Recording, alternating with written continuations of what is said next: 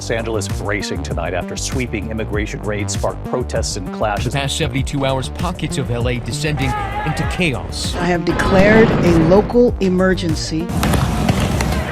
In early June, demonstrators took to the streets in Los Angeles and across the US to protest a wave of immigration raids. Donald Trump labeled the protests an invasion. We will not allow an American city to be invaded and conquered by a foreign enemy. While Democrats have argued Trump has provoked this order on purpose. He doubled down on his dangerous National Guard deployment by fanning the flames even harder. In this video, I want to look at this situation, one that, even if these protests die down, is bound to continue as Trump's administration pursues mass deportations. When the news is noisy, I think it's useful to go a bit deeper and understand the ideas that explain what's going on at a deeper level.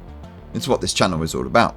And so I want to use this issue as a way to look at the politics of protests and riots, a politics that can be a trap for the left and which the right often uses to their advantage. But in this video, I also want to look at how, this time, the left may well escape this trap, with Donald Trump being the one who ends up losing out. I again proudly accept that nomination for President of the United States. I want to start the story somewhere a bit different. Here in 1968, when Richard Nixon was running for president. At that time, a young political analyst named Kevin Phillips wanted a job on the campaign, and so we went to see Nixon aide Pat Buchanan. However, instead of a resume, Phillips handed over a book manuscript, full of insightful charts, graphs, and analysis. Buchanan was impressed, hired Phillips, and the campaign used his analysis to help win Nixon the presidency. The next year, Phillips published the manuscript as The Emerging Republican Majority. The book became a bestseller, with Phillips gaining a reputation as a controversial strategist. One of the things the book argued was that the Republican Party had an opportunity to win votes in the South, even though that area had traditionally voted Democrat, a legacy of the Civil War and Reconstruction. And the Republicans could do so by exploiting white voter resentment of desegregation and civil rights. This would become known as the Southern Strategy and would help the Republicans go on to win many later elections. The lesson is such negativity is powerful in politics. Later, political scientists would coin the term negative partisanship to capture the way voters are driven more by hatred of the opposing side than loyalty to their own. As Phillips told one journalist, the whole secret of politics is knowing who hates who. First, I will declare a national emergency at our southern border. Since Trump took power, his efforts on immigration have been an odd mix of success and failure. The success part is what has happened on the border with Mexico, where illegal border crossings have fallen to almost nothing. There had been a genuine problem in the Biden years, with high numbers of illegal crossings, and although numbers started to drop at the end of Biden's term, the sense things were out of control played an important role in Democrats losing the 2024 election. Stopping illegal immigration is popular with Americans, as is deporting those who've committed serious crimes. But the Trump administration is going much further than that. We'll begin, and we have no choice, the largest deportation operation in America. The US administration is aiming to deport all undocumented immigrants, regardless of whether they've committed serious crimes, whether they've had children in the country, how long they've been here, any other factors. Motivating this are extreme ideologies like the Great Replacement theory, which holds that liberals are importing immigrants in order to demographically drown and disempower the white race and the Republican Party. It's also driven by extreme people like Stephen Miller, who just seems more unhinged every time I see him. And we can't take the risk of letting these Biden illegals roam around freely so that the next American daughter can get raped, the next American kid can get murdered, the next American family can get splintered and torn. And it's driven by, well, Trump's own fascist instincts. We got a lot of work to do. They're poisoning the blood of our country. That's what they've done. To remove these millions of people, ICE, the agency responsible for immigration enforcement, has targeted sensitive locations that had previously been avoided, including courthouses, schools, and hospitals. They've removed families, sometimes in heartbreaking circumstances. For the removal of 2 American citizen children of an undocumented woman from Honduras, including her 4-year-old son.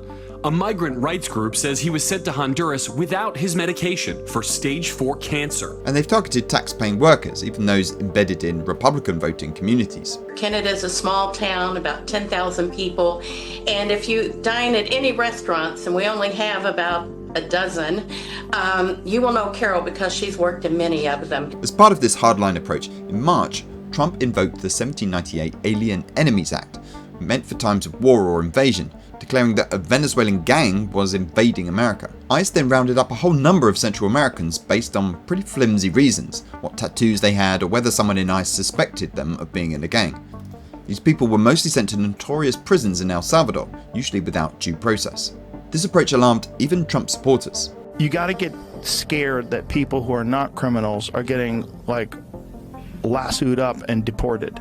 Again, that's bad for the cause. The cause is let's get the gang members out. Everybody agrees. But let's not innocent gay hairdressers get lumped up with the gangs and then how long before that guy can get out? Can we figure out how to get him out? Is there any plan in place to alert the authorities that they've made a horrible mistake? The best known case was that of Kilmar Abrego Garcia, who was deported because of an administrative error and in defiance of a court order. What's more, when the Supreme Court ordered the Trump administration to facilitate his return to the US, the government resisted, all leading to a high-profile visit from a senator, a lot of negative media attention, and even voters in red states becoming unhappy. You gonna bring that guy back from El Salvador? Yeah. Why not?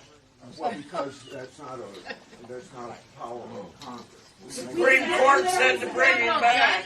If I get an order to pay a ticket for $1,200 and I just say no, does that stand up? Because he's got an order from the Supreme Court and he's just said no. Yeah. Making mistakes and ignoring due process, defying the Supreme Court, and deporting kids with stage 4 cancer all added up to a position that actually started losing public support. And by May, Trump's ratings on this issue were actually in negative territory. In fact, under pressure, the authorities recently U-turned somewhat on Garcia, returning him to the US. And Carol, the waitress from Missouri, was released. But what's happened since could change all this. And we're in the Westlake area. This is very close to downtown Los Angeles. Skyfox over the Home Depot out here off of Wilshire Boulevard. Just moments ago, officers from ICE were out here. On the first Friday and Saturday of June, ICE raided multiple sites in Los Angeles, including a Home Depot and a clothing warehouse. Protests and clashes with law enforcement followed, and by the end of the weekend, the media was full of images of protesters throwing rocks, closing highways, throwing fireworks and firecrackers, breaking into shops and looting, and summoning Waymo Robo-taxis which they then set on fire. In the middle of this, Trump deployed, against the wishes of California Governor Gavin Newsom, thousands of National Guard troops and even 700 active duty Marines to the city. The Trump administration is apparently very happy with all this. According to reporting in The Atlantic, the White House is delighted with what's happened. One aide saying, "We couldn't have scripted this better." You can see their thinking. While Trump had been losing support on this issue, these new images fit the distorting narrative Trump is telling. He and his administration have been talking about an invasion, and here are the protesters waving the flags of foreign countries. Trump says the left don't respect law and order, and here are protesters throwing rocks. These are perfect conditions for negative partisanship. When those opposing Trump were judges, or women upset that the waitress from the waffle restaurant had been taken away, leaving her children behind, well, that's not a great look for Trump. But if Trump's opposition is this guy, then more voters are likely to think, well, I know I'm definitely not on his side, so I guess I'm with Trump. As Kevin Phillips said, the whole secret of politics is knowing who hates who. The problem for Democrats and the left in general is that protests that involve violence or damage to property are always hard to defend. Leaders can condemn violence and looting and call for peaceful protest. They can insist the protests are small and limited to a small part of the city, and argue the media aren't accurately reporting how peaceful most protests are.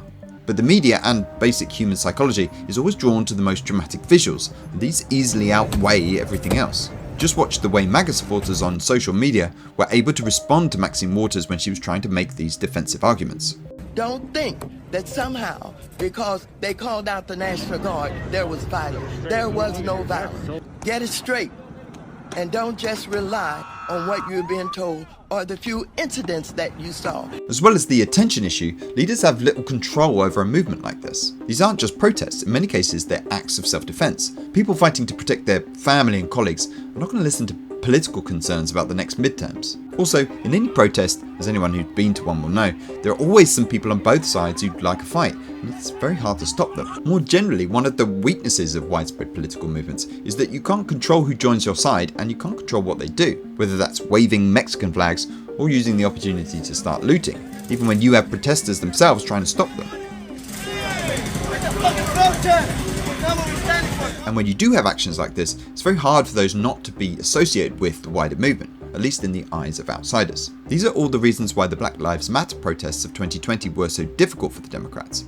While an analysis of the protests found 93% of BLM-associated demonstrations had no violence or property damage, the image in many voters' minds was of Antifa, clashes with police, riots and looting.